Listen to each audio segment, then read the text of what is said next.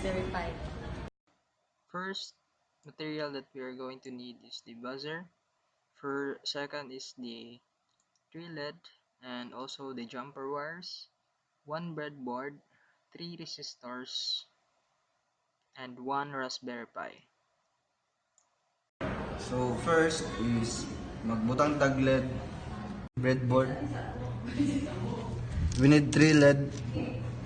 Then second, we put a resistor in positive. Then second LED. Then the same one.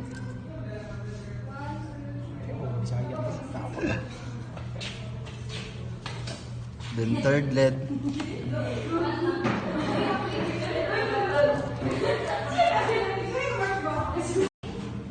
Kinahanglan nato ibutang ang ground sa kanang negative sa LED.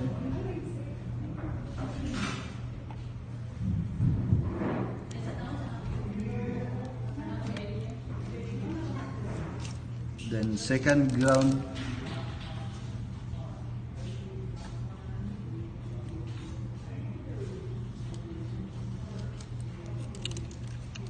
Then ibutang na ko siya sa ground 9.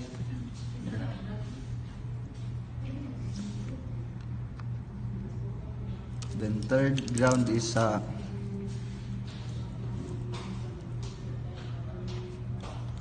ibutang na ko siya sa 14.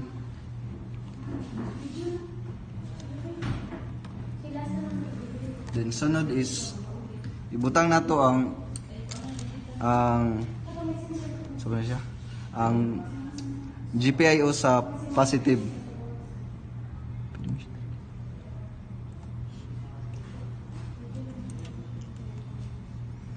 Sa GPIO to. Then sunod is sa GPIO 3.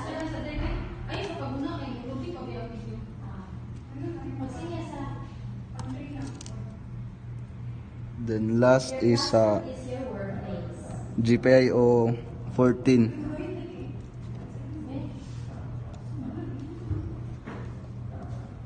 Ay, di rin na lang sa 15.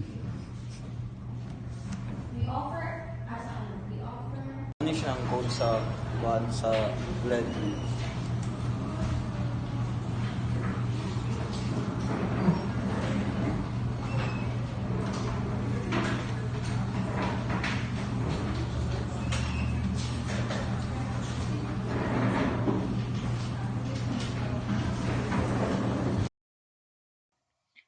The red wire of the buzzer is a positive and the black one is negative.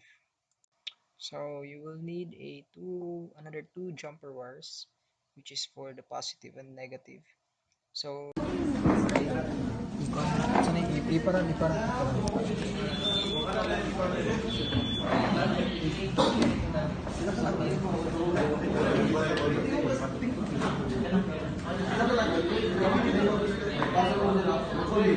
Oh,